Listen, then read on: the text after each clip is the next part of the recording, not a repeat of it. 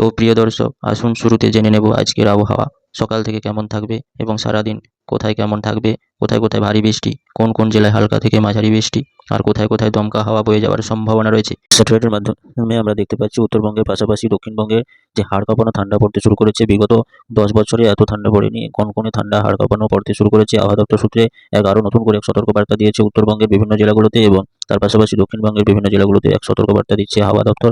দক্ষিণবঙ্গের বিভিন্ন জেলা, বিশেষ করে কলকাতা ও তার পার্শ্ববর্তী জেলা যেমন 2 মেদিনীপুর এবং 2 চব্বিশ পরগনা, এছাড়া বাংলাদেশের বিভিন্ন উপকূলবর্তী জেলা চট্টগ্রাম, পিরোজপুর, বরিশাল, আর কক্সবাজার, এইসব জেলাগুলোতে এক সতর্কবার্তা দিচ্ছে। আজ থেকে আরও কনকনে আবহাওয়া বিরাজ করবে এবং হাড় কাঁপানো ঠান্ডা পড়তে শুরু করবে। এছাড়া হাওয়া দপ্তর সূত্রে আরও জানা যাচ্ছে রংপুর, রাজশাহী, সিলেট, ঢাকা এবং উত্তর দিনাজপুর, দক্ষিণ দিনাজপুর, মালদা, মুর্শিদাবাদে দেখা যাচ্ছে আরও কনকনে ঠান্ডা পড়ার সম্ভাবনা রয়েছে। উত্তরবঙ্গের বিভিন্ন জেলাগুলোতে হাড় কাঁপানো ঠান্ডা পড়ার একটা সতর্কবার্তা রয়েছে। দার্জিলিং, কালিম্পং, জলপাইগুড়ি, আলিপুরদুয়ার, এছাড়া বাংলাদেশের রাংপুর, ঠাকুরগাঁ এবং রাজশাহী, এইসব জেলাগুলোতেও দেখতে পাচ্ছি উত্তরের কনকনে ঠান্ডা ক্রমশ আরও ঝাঁকিয়ে পড়তে শুরু করেছে, যার প্রভাবে হাড় কাঁপানো ঠান্ডা পড়ার সম্ভাবনা রয়েছে। আজ থেকে বেশ কয়েকদিন ধরে এই ঠান্ডা চলতে থাকবে।